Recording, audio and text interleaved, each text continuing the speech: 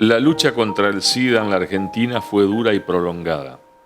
En 1982 se notificó el primer paciente con SIDA en el país y durante muchos años las estadísticas fueron creciendo de modo intenso. Fue en 1988 que en Entre Ríos se tuvo contacto por primera vez con la enfermedad. Por esos días se notificaron oficialmente 5 casos, duplicándose en 1989, y llegaron a 51 enfermos en 1992. Pero en 1994 ya había unos 6.000 infectados y al año siguiente se duplicó, en especial por la falta de apoyo y la ausencia de coordinación para batallar día a día en los hospitales entrerrianos. En 1989, Roberto Jáuregui estaba desahuciado. Pesaba 43 kilos. Fue entonces cuando decidió no bajar los brazos y comenzar a luchar contra el SIDA. Se acercó a la Fundación Huésped y a los medios de comunicación. Confesó que era homosexual y que necesitaba la droga AZT porque quería seguir viviendo. Y lo logró. Recuperó su peso de 85 kilos y trabajó sin descanso durante estos 4 años para que los enfermos como él no perdieran la esperanza y para que los sanos no se contagiaran.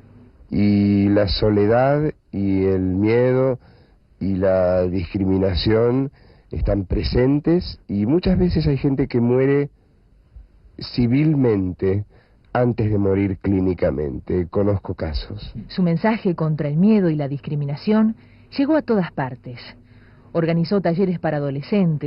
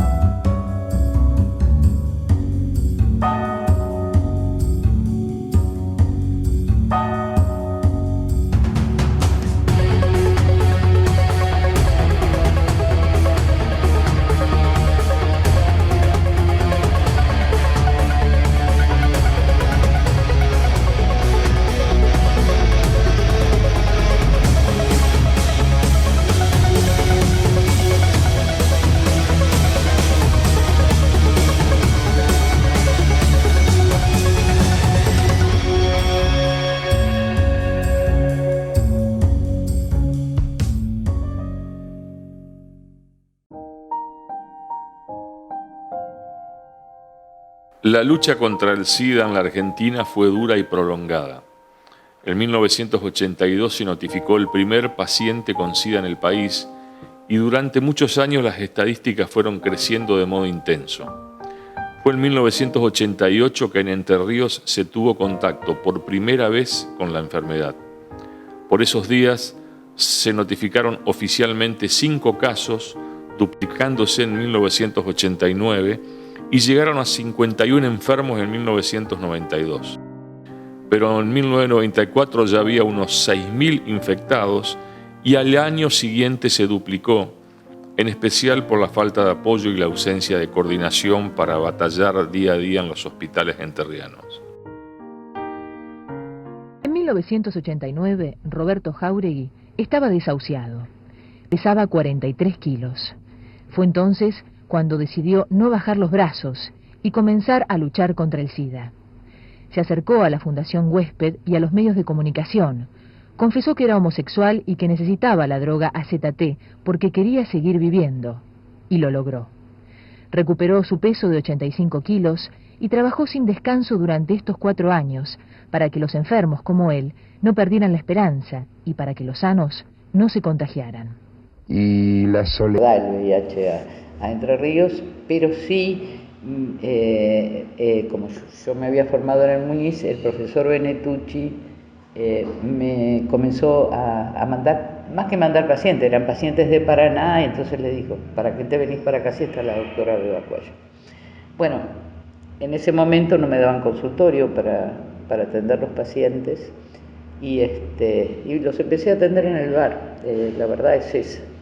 Este tema que ahora parece tan natural, en aquella época estamos hablando de fines de los 80, principios de los 90, era un tema que venía a romper la paz social, ¿no? Realmente, y a sacarnos de nuestro lugar de comodidad muchísimo.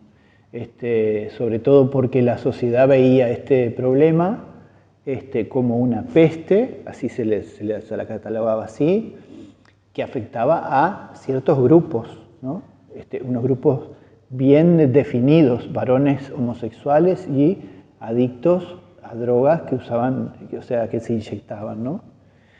Entonces, por fuera, además de la discriminación que eso resultaba, ¿no? Contra esas personas con esas identidades, esas prácticas, también ponía en riesgo a todos los demás, porque al no pertenecer a esos grupos, como se le decía, de riesgo, aunque en realidad son grupos vulnerables, eran grupos vulnerables, dejaban en riesgo a la persona que lo veía así porque no se cuidaba. Si yo no tengo esta práctica, entonces yo no me tengo que cuidar.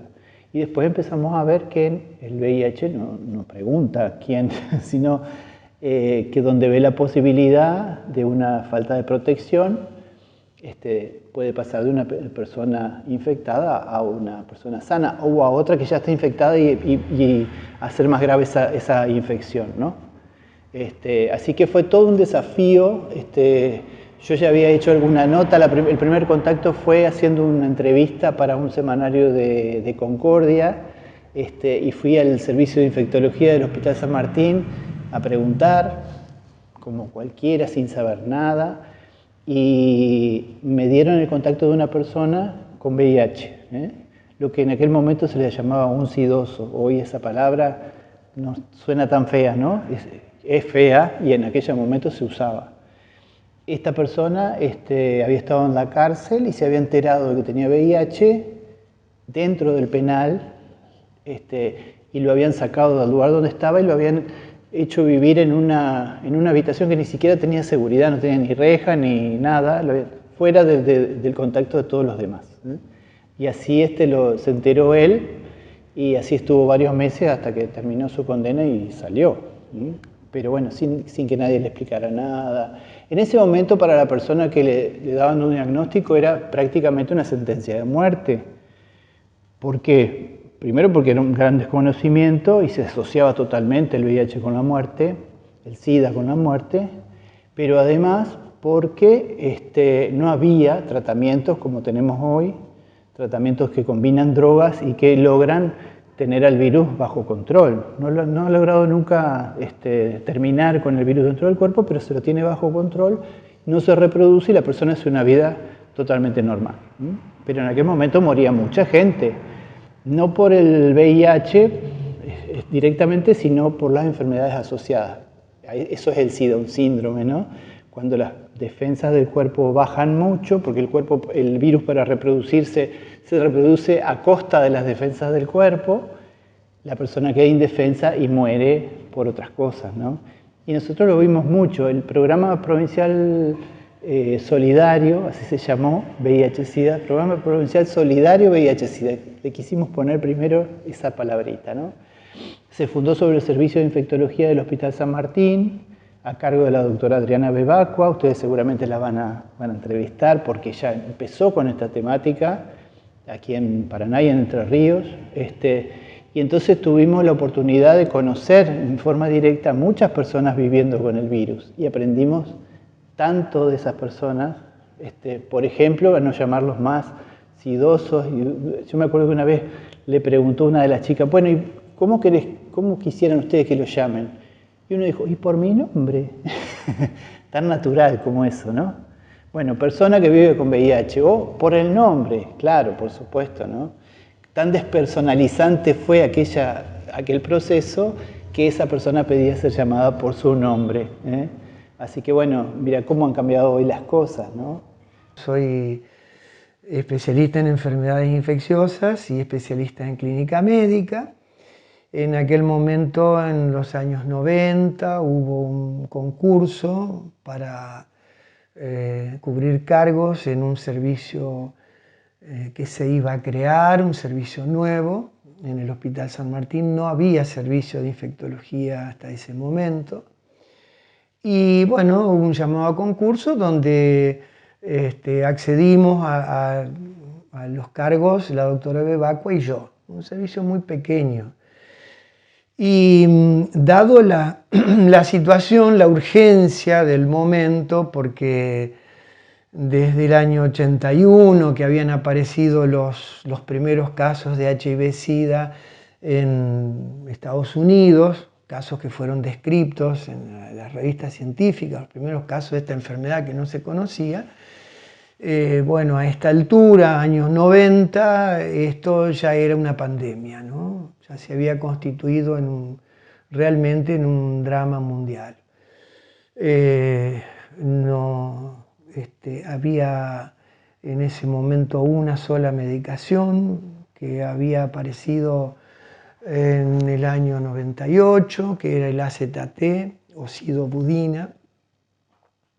Y bueno, las personas que habían enfermado antes de ese año, muchos famosos inclusive a nivel mundial, fallecieron por no tener acceso a la medicación. Entonces, recuerdo que en aquel momento la doctora Bebacqua venía de una pasantía en Estados Unidos, donde realmente se había empapado del tema y lo había llegado a conocer bastante profundamente. Y en ese momento habló con las autoridades, las concientizó sobre la gravedad de esta pandemia y cómo incluso ya en nuestra provincia comenzaba a fallecer mucha gente y no había respuesta, no había un solo servicio de infectología o de clínica médica que pudiera dar respuesta a esta problemática que se venía, bueno, como toda pandemia, ¿no? Así que bueno, en aquel momento, como le decía, año 90, si mal no recuerdo, se llamó a concurso, cubrimos esos cargos y rápidamente empezamos a trabajar con el tema de HIV-Sida.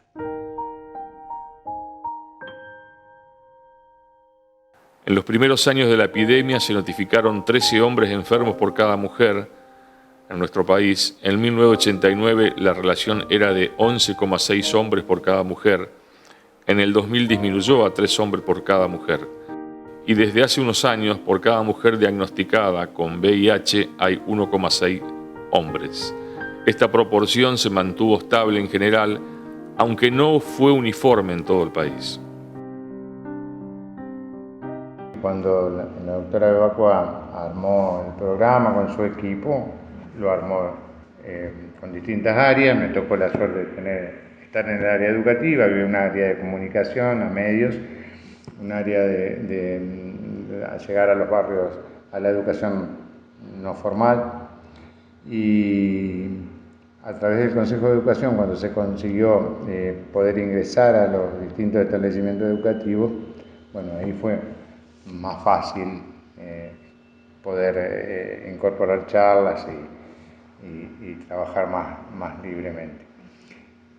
Los colegios católicos se nos complicaba porque no se podía hablar del tema del preservativo. Yo cuando me acerqué a hacer un trabajo de periodista fue a mediados de la década del 90 y el programa, yo creería, si no me equivoco, se fundó en el 96. Empezó a funcionar en el 96, tal vez en fines del 95. Parece muy atrasado con respecto a otros lugares, pero Paraná no fue tan atrasado. Paraná fue Entre Ríos, uno de los lugares donde primero hubo este tipo de servicios que no solamente atendía a personas con la enfermedad, sino que asumía lo más importante, que es la prevención. Esta temática tiene que ser preventiva, sí o sí, porque hay mucho por hacer en prevención. Y cuanto más sabemos, menos miedo le tenemos y más podemos hacer por nuestra salud y las de los demás, ¿no? Imagínate que estas patologías las llevan y las traen las personas que viajan por todo el mundo. Entonces, fácilmente una persona se trasladaba a ella y su contenido, ¿no? Y se traía el virus y tenía relaciones con una persona sin preservativo, sin cuidarse, o compartía una jeringa, y sí se iba a infectar. Pero al principio eran casos aislados, ¿no? Y un poco haciendo también referencia a esos grupos que tomábamos como vulnerables. Pero después ya, en los 90, empezó a haber muchas mujeres con VIH, hombres heterosexuales con VIH, y entonces ahí nos fuimos dando cuenta como sociedad que esto había que tratarlo de otra manera, ¿no? Como les decía, en ese momento no teníamos más que una sola medicación para tratar a los pacientes. No se había, estaba en plena investigación aún la forma en que el virus evolucionaba, se investigaba las formas en que se lo podía frenar en su evolución. Lo cierto es que a los 6 meses de tratamiento con AZT, que era esta droga, los pacientes fallecían. Así que nosotros recibíamos pacientes de toda la provincia, incluso de la costa del Uruguay. No teníamos referentes en ese momento, era solamente nuestro servicio acá en Paraná. Luego sí, con el correr del tiempo pudimos designar referentes, al menos un referente en Concepción del Uruguay, otro en Gualeguaychú, otro en Concordia, y a partir de ahí interactuar y poder dar un poco más de respuesta. Eran épocas muy difíciles donde imperaba el miedo, donde, digamos, la discriminación hacia los pacientes estaba a la orden del día. El desconocimiento de la enfermedad producía miedo incluso en los colegas. Los colegas incluso eran reticentes a hablar del tema, había mucho negacionismo, digamos, ¿no? Y por otra parte, el desconocimiento de la gente, de la población en general, y bueno, esto era realmente miedo y angustia y ansiedad por doquier. Nosotros mismos creo que vivíamos en una situación de estrés y de angustia muy importante porque los avances científicos, digamos, el virus ya se había descubierto, pero los avances científicos para obtener mejores medicaciones y la forma de medicar todavía no se tenían, no se habían descubierto a nivel mundial.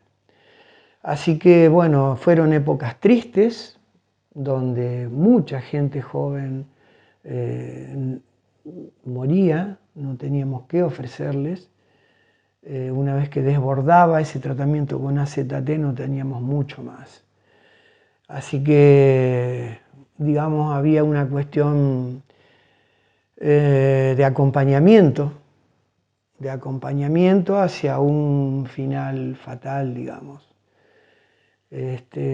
Nos constituimos en esos primeros momentos en acompañantes de ayudar a bien morir, es lo que podíamos hacer, lo cual nos cargaba de angustia verdaderamente. En Entre Ríos, en los 90, se hablaba, en directa alusión al crecimiento cuantitativo de casos de SIDA, de una duplicación anual entre los sintomáticos y los asintomáticos. Concordia pasó a ser la ciudad con más casos de SIDA en Entre Ríos y en especial en los barrios más pobres. A mediados de los 90 había cerca de 1.250 infectados de una población de 125.000 habitantes de Concordia. O sea, un infectado por cada 100 pobladores. El primer caso en esa ciudad, en 1988, fue el de un niño de apenas 3 años. Trabajé mucho hasta que el doctor Artis Alesina, fallecido ya, un señor, él era el jefe de cardio y de cardiología, y un día me llamó y me dijo: yo a tal hora termino mi consultorio, podés utilizarlo. Y bueno, así un poquito empecé, y ahí empezamos a trabajar, empezó a llegar gente, cada vez teníamos más pacientes, se conformó un grupo que se llamó Caminando Juntos, que eran todas personas viviendo con VIH, y bueno, y empezamos a salir, a dar charlas en escuelas, pero todo absolutamente extraoficial, pero bueno, teníamos la necesidad de explicar, de enseñar, de que esto era verdaderamente, iba a ser un problema, porque bueno, así fue en el mundo y esto no iba a ser diferente. Y bueno, así comenzamos a trabajar hasta que en el año, creo que fue en 96, con el doctor Busti, que fue el que se ocupó de este tema, un día había asumido el 10 de diciembre y vino a visitar el hospital el día 24 de diciembre, lo cual nos llamaron a todos los jefes de servicio. Yo ya era jefa de servicio, por concurso, aclaro. Y bueno, en ese momento el director, el doctor Nessa, le dijo: bueno, gobernador, dice, vamos a recorrer el hospital, y Jorge le dijo: no, yo vengo a ver dónde se atienden los pacientes con VIH. Por supuesto, era un mamarracho. Entonces, él le dijo al dire: inmediatamente dele un lugar para atender los pacientes a la doctora Bebacqua. Bueno, y así empezamos a trabajar. Yo estuve un par de años prácticamente sola hasta que se incorporó el doctor Crámaro, excelente profesional, buena persona. Trabajábamos juntos con los pacientes, pero yo me ocupaba mucho del tema prevención. Y bueno, en un momento dado el doctor Busti ya era gobernador y decidió que se forme el programa para VIH.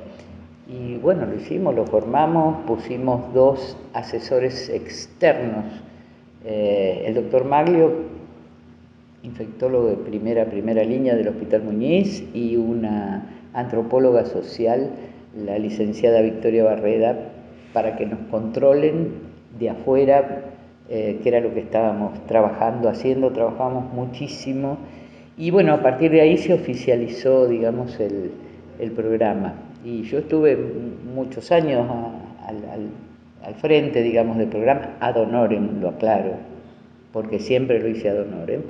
Y se trabajaba mucho con los chicos, y todos los años hacíamos un encuentro con más de 1000 estudiantes del secundario en Victoria. Algunos años más tarde comenzaron a aparecer determinadas medicaciones relacionadas con este mismo grupo de medicación de la ZT. Recuerdo que apareció una medicación llamada DDI, otra llamada DDC, con muchos efectos tóxicos. Y bueno, a nivel mundial se iban haciendo experiencias para ver si combinadas estas medicaciones podían ser efectivas. Era muy poca la efectividad que se pudo conseguir realmente, así que yo diría desde el año 91 hasta el 98, que recién aparecen otro grupo de medicamentos, los inhibidores de proteasas que se llaman,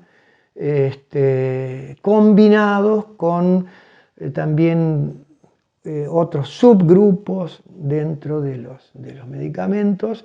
Bueno, empezaron a surgir y se logró establecer a nivel científico, con experiencias que fueron publicadas finalmente, que la combinación de drogas era la única que podía dar resolución al freno, al menos, de la enfermedad. No cura, como sigue siendo así, no la cura, pero el freno de la enfermedad. Entonces, en el año 98 cae finalmente en forma dramática la cantidad de muertos a nivel mundial, digamos, ¿no?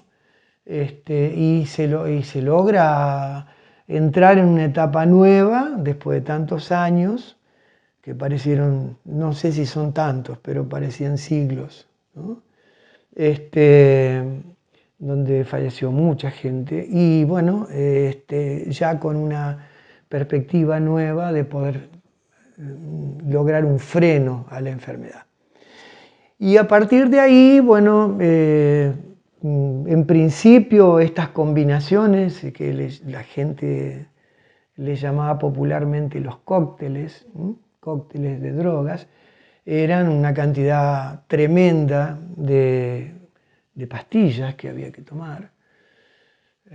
Había una de ellas que se llamaba Indinavir, que eran acerca de 12 pastillas combinadas con otras pastillas más, 15, 16 pastillas por día. Los pacientes no la toleraban, por lo tanto no podían adherirse al tratamiento y finalmente andaban mal también, porque efectos tóxicos, cantidad de pastillas, dificultad en la adherencia, discriminación, dificultad en las obras sociales para conseguirlas. En fin, realmente fueron épocas muy difíciles. Bueno, sostuvimos con un puñado de colegas que venían a colaborar con nosotros, unos pocos. Se fue generando lo que se dio en llamar luego el programa provincial de lucha contra el SIDA, o programa de SIDA y enfermedades de transmisión sexual, porque en definitiva se trata de esto, ¿no? Este grupo de enfermedades, porque la idea es que van de la mano, por allí va de la mano sífilis, gonorrea, una por allí abre el camino a la otra. El virus HIV ingresa mucho más fácilmente en una persona que está padeciendo sífilis o gonorrea o herpes o alguna otra enfermedad de transmisión sexual. Así que bueno, era una tarea de ver un poco en conjunto todas estas enfermedades. Y contratábamos, que prácticamente no nos cobraba nada, a Rudy Chernikov, que tenía una obra que se llamaba El Señor del Baño, que lo utiliza, sobre VIH, era que lo utilizábamos como disparador. Y bueno, se trabajó mucho, se trabajó con... Yo después fui secretaria de salud y ahí hicimos un convenio con educación, todo para poder trabajar en conjunto. Y bueno, así se fue dando programa hasta que, bueno, después el doctor Busti me puso como candidata a diputada, quedó Héctor Crámaro al frente.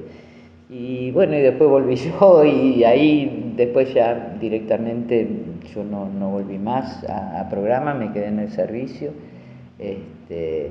Y bueno, las cosas fueron cambiando, la verdad que fueron cambiando. Pero fundamentalmente la impronta que se le dio al programa, no solamente yo, sino todos los chicos que trabajaban y algunos siguen trabajando en programa, la solidaridad. Tenía que ser, tanto es así que se llamaba Programa Provincial Solidario VIH-Sida, después lo sacaron ese nombre, pero así fue la historia. La pelea contra el SIDA se fue modificando en la Argentina.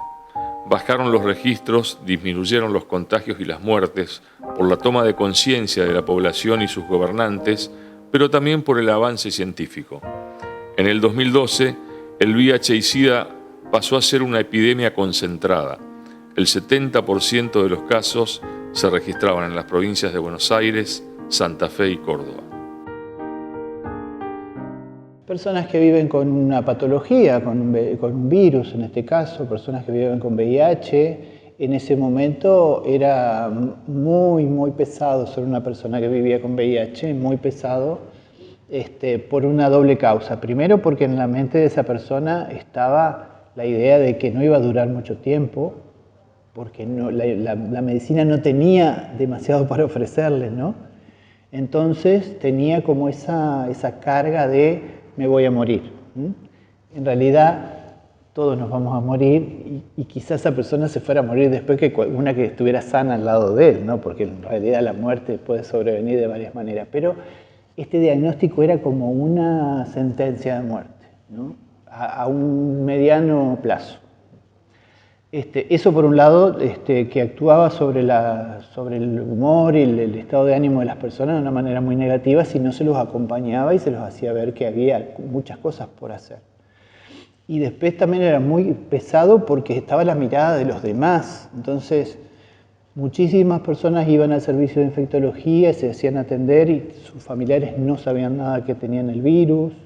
Quizás nadie de su entorno, no se lo habían contado a nadie. Entonces, no había como una descarga emocional también. Y nuestro servicio se convirtió en algo muy sui generis porque, bueno, empezaba a haber grupos de amigos y me acuerdo que funcionábamos en una parte vieja que hoy ya no está, que ya está demolida, esos grandes no sé cómo es, bloques que habían donde ahora no hay nada, y al lado había otro servicio y la gente del otro servicio se quejaba permanentemente porque en nuestro servicio había muchas risas y gritos. ¿Por qué? Porque había que remontar esto con humor, con buen ánimo. Entonces se fue creando un clima que después se hizo una manera de vivir para muchas personas, ¿no?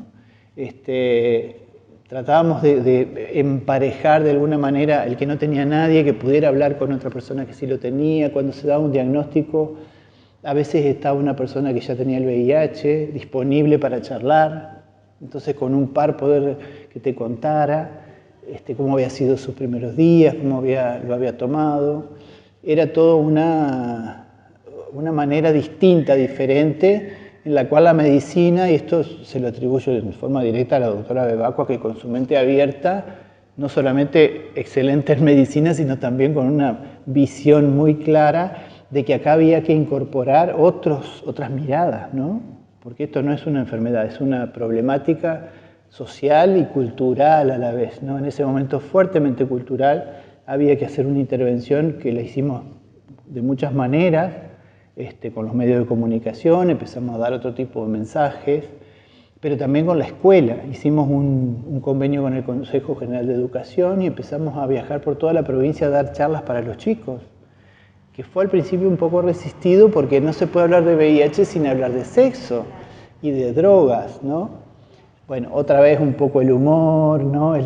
Buscar las herramientas para poder llevar este tema, y nos dio muchísimo resultado y empezó a cambiar. Bueno, no por nosotros, sino en el mundo empezó a cambiar, pero había que hacer un trabajo local fuerte, ¿no? Y se hizo, sí. Cuando se hizo el folleto del dibujo del pene con el preservativo y una plumita, porque estaba el prejuicio de que el preservativo quita sensibilidad y que no lo querían usar porque no era lo mismo. Entonces nosotros queríamos mostrar que tenía la misma sensibilidad, pero bueno, ese folleto fue prohibido poder repartir. Lo que sí, teníamos mucha folletería, y te contaba que la provincia estaba en aquella época todos teléfonos públicos, y todos los teléfonos públicos de la provincia tenían el número de un 0800, que era una línea que también se había instalado en programa, que todavía sigue funcionando, que era una línea de información gratuita. Y en ese momento fue el boom por los miedos, los prejuicios de la gente, todo el mundo que cualquier cosa que pasaba llamaba preguntando cuáles eran las formas de transmisión, que en aquel momento se decía de contagio. Nosotros explicábamos que no era contagioso, que era transmisible, porque no era lo mismo el contagio y el contacto con otra persona que se podían supuestamente enfermar, que explicarle que era transmisible, que necesitabas una vía de transmisión para poder contraer el virus. Y bueno, ir de a poco quitándole los miedos a la gente, los mismos estudiantes, donde uno tenía la posibilidad de llegar a distintas localidades de la provincia, quedaban muy enganchados con el tema y se conformaron grupos. Cada localidad tenía su grupo, también dividido en áreas, como el programa local o provincial, que los chicos se ocupaban de organizarme charlas en otros colegios en su localidad, o en clubes, o en lugares marginales, o llegar a los medios. Hasta hicieron programas de radio en algunas localidades que le dieron espacios como para que los chicos se puedan explayar. Llegaban a los distintos laboratorios con información que se salía desde acá, desde el programa provincial, y se le enviaba folletería a toda la provincia como para que los chicos estén trabajando y enganchados. Una vez por año nos juntábamos en Seibo, en una reserva ecológica, y ahí se trataban distintos temas, se habían preguntas y respuestas, juegos de supervivencia, canciones, y cada grupo presentaba lo que había tomado durante el año. Y ahí salió un trabajo muy, muy bueno. Y después se volvía cada cual a su localidad. Cada localidad tenía su propia realidad. No era lo mismo Gualeguaychú que El Pingo, María Grande. Así que bueno, ellos trabajaban de acuerdo a la necesidad que veían que la gente tenía de informar ahí. Surgen los programas, en aquel momento, como le decía, donde fuimos alternando en las distintas jefaturas.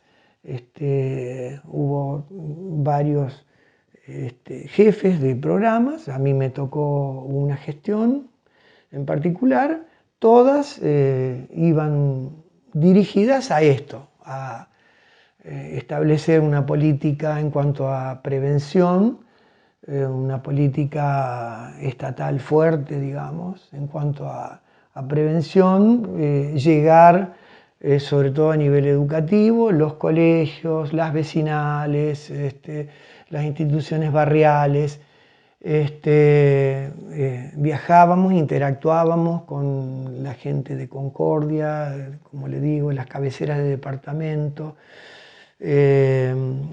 Particularmente en mi gestión hicimos una tarea de formación de docentes a nivel secundario, con cursos, dimos cursos de capacitación docente, con certificaciones, etcétera, que se planificaron en conjunto con educación, salud y educación, y realmente fueron muy interesantes e importantes en una época que fue realmente muy difícil, de muchas carencias. Fueron épocas de crisis económicas y crisis un poco a todo nivel. A veces poníamos nuestros propios vehículos porque a veces no había ni nafta para poder llegar a lugares donde teníamos que llegar con nuestras charlas y teníamos un equipo incluso donde había algún colega de ustedes que incluso generó un libro muy interesante en aquel momento. Bueno, y así sumando y sumando, finalmente logramos incluso hacer en Paraná. La doctora Bevacqua fue en gran parte gestora de todo esto, de un Congreso Nacional de SIDA, donde tuvimos 4.000 personas en Paraná en aquel momento.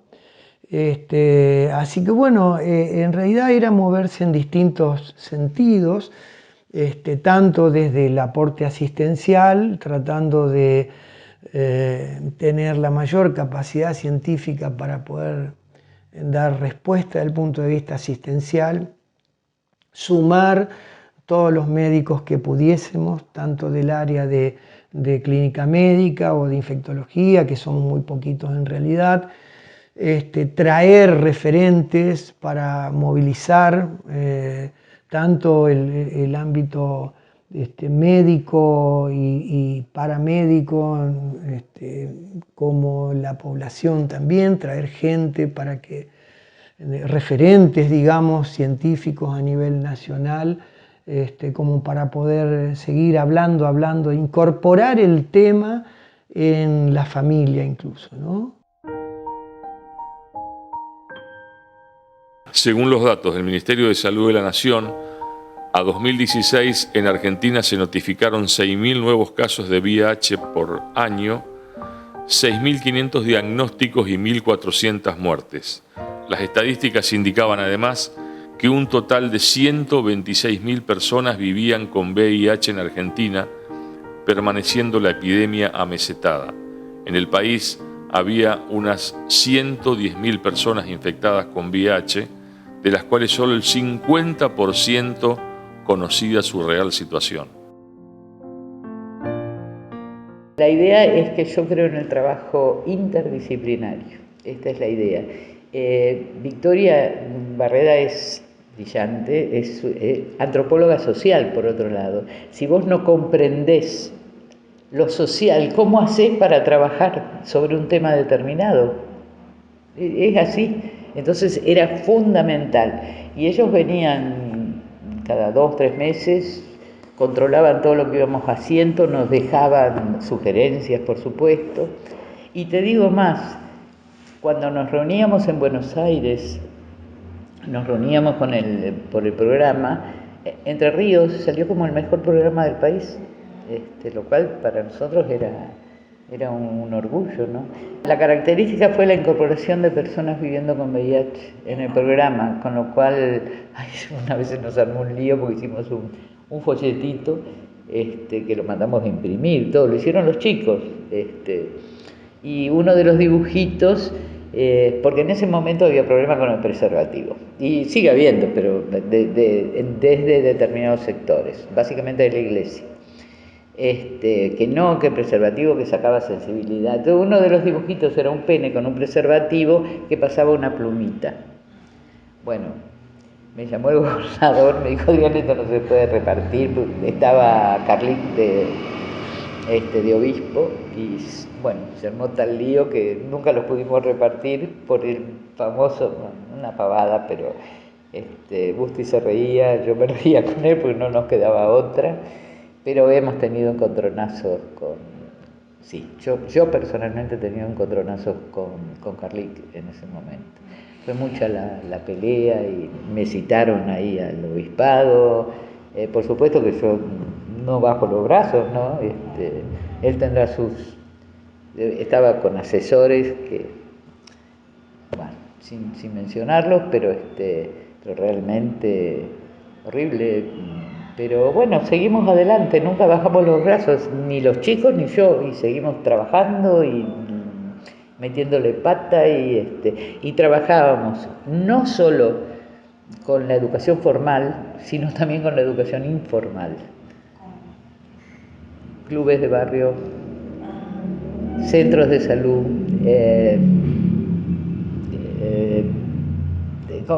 con toda la parte social que podíamos. Uno de los chicos que ahora trabaja en la parte de medicamentos, en programa, trabajó mucho sentado en un cordón de la vereda hablando en los barrios marginales sobre el tema, así que se trabajó muchísimo. Y bueno, después se terminó y teníamos, por supuesto, hacíamos campañas, programas, todo para que esto se conozca. Había movimiento. Miles y miles. Cada grupo juvenil contaba con 50 chicos. Eran 22 grupos juveniles, ahí teníamos 1.100 chicos que eran los que trabajaban. De ahí en más, cada uno organizaba charlas y bueno, se llegó hasta Isla de Ibicuí, se cruzábamos en lancha hasta el último lugar, en todas las escuelas del establecimiento educativo de la provincia donde se pudo llegar, se llegó. Estoy hablando de, no sé, 12, 15, 20 charlas semanales. Estábamos a la mañana 2 charlas en Chajarí, a la tarde viajábamos a Concordia, a Federación, y cada charla eran de 200, 300 chicos. Así que se trabajaba con miles y miles de chicos. La discriminación y el estigma estaba en toda la sociedad y el equipo médico no era ausente de esto, ¿no? El médico se maneja con términos técnicos y dice, por ejemplo, el infectado, un infectado. que está perfecto, científicamente correcto, pero ver a una persona como un infectado es alguien infecto que está ahí como un receptáculo de algo que no queremos ni siquiera ver, ¿no? Entonces, ir cambiando esa terminología, para el médico es más práctico llamar a las cosas por ahí con un nombre así, ¿no? Que tal vez es poco humano, pero muy práctico para definir las cosas, ¿no? Había que empezar a hablar de otra manera, a poder saber que estar al lado de una persona con VIH. Al principio, en los servicios había hasta temor de atender a una persona con VIH porque existía real o imaginariamente la posibilidad de infectarse también. Entonces, bueno, hubo que trabajar mucho en los cuidados, la prevención laboral, el uso del doble guante, el descartar las agujas de la manera correcta. Y bueno, y ahí empezó el sistema de salud también a tomar un poco de confianza y a poder recibir un paciente con VIH, porque estos pacientes terminaban pasando por muchos servicios del hospital, ¿no? Por piel, por gastroenterología, por radiología, por un montón, necesitaban muchos servicios, ¿no? Entonces, primero trabajar con el propio sistema de salud. Parece raro, pero ahí se daba fuertemente la discriminación. En el 97 asumí, fin de 97 como secretaria de salud, pero el programa siguió, obviamente, con mi refuerzo estando en la secretaría. Y después yo me fui a la Cámara de Diputados. Ahí creo que había perdido el peronismo, yo era diputada nacional, pedí para venir un día por semana para atender los pacientes y no me autorizaron.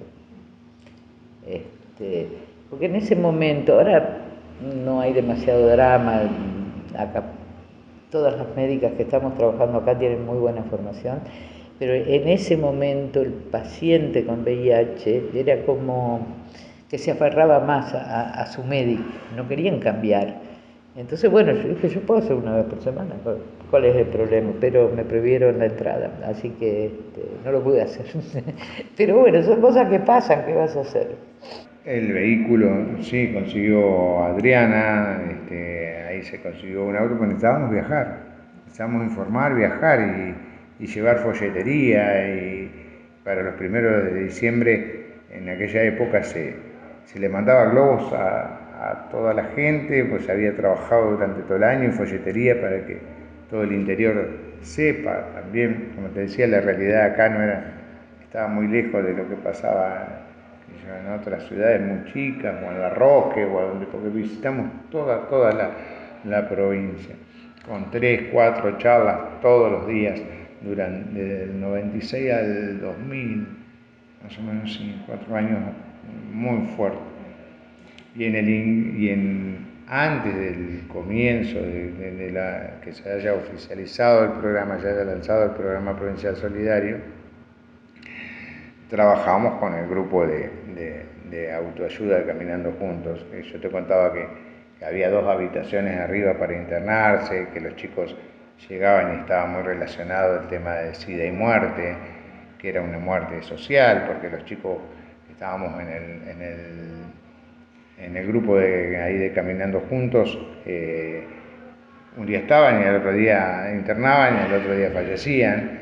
Y para los que quedaban ahí en el grupo era muy doloroso preguntar a todos los días si lo pudieron hablar con alguien, porque los miedos eran terribles. Había un problema también con el tema de después de muerto, inclusive, que era qué pasaba con los pacientes, a una bolsa negra, que la funeraria, que los guantes, que no se tocaba, que la ropa del fallecido se quemaba por miedo, por temor, porque te podías en aquel momento contagiar. Costó mucho sacar la palabra contagio, porque el contagio daba, como nosotros pensábamos que el contagio, la palabra contagio daba miedo. Explicar que necesitabas una vía de transmisión, que necesitabas que el virus ingrese en tu organismo para poder contraerlo, y de cositas así que, digamos, que la gente vaya perdiendo el miedo.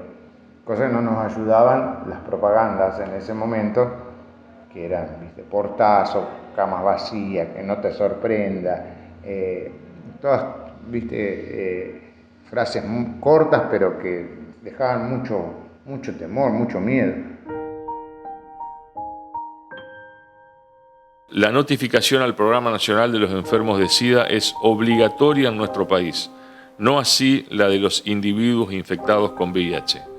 Las estadísticas en Argentina se hacen sobre la base de una muestra conformada por los casos que han sido notificados a tiempo. La tasa de mortalidad por SIDA en descenso es de 36 casos por millón de habitantes, es decir, unas 1.400 personas mueren por año a causa del SIDA. Pero no se siguieron con los programas de prevención, y ello es un síntoma preocupante que los gobernantes, lamentablemente, hoy por hoy no quieren reconocer, ni en el país ni en el territorio entrerriano. Lamento mucho que no se trabaje sobre prevención. Creo que los chicos, yo estoy ahora hace mucho tiempo trabajando acá en el servicio de infectología y vemos a diario la cantidad de adolescentes y chicos con sífilis, pacientes con VIH, pero lo que no se toca el tema y creen que el VIH ya no es el peligro de muerte, no se cuidan, creen que solamente el VIH es, y tenemos, como dice la doctora, un montón de enfermedades de transmisión sexual que están totalmente ausentes de la agenda de las autoridades de salud. Yo no veo movimiento. Honestamente, no veo. Vos ves programas, ves movimiento una vez al año, 1 de diciembre, eso no sirve para nada. O llaman a un coro a cantar. Eso, el trabajo en todo lo que es infecciones de transmisión sexual tiene que ser cotidiano. No es de un día, es cotidiano. Y meto todas las infecciones de transmisión sexual, porque todas tienen la misma forma de transmisión, como puede ser una hepatitis B, una hepatitis C, una sífilis, una blenorragia, un VIH. Bueno, hay que trabajar con los jóvenes. Nosotros vemos en este momento mucho aumento, por ejemplo, de sífilis, muchísimo aumento. También hay aumento de VIH, pero básicamente de sífilis. Y yo no sé, yo pregunto, ¿ustedes ven algún programa, alguna cosa? No hay nada, la nada. Esta es la realidad. Y vamos a ver después del 10 de diciembre si esto continúa, si el programa continúa o lo sacan, no lo sé. Vamos a ver qué es lo que pasa.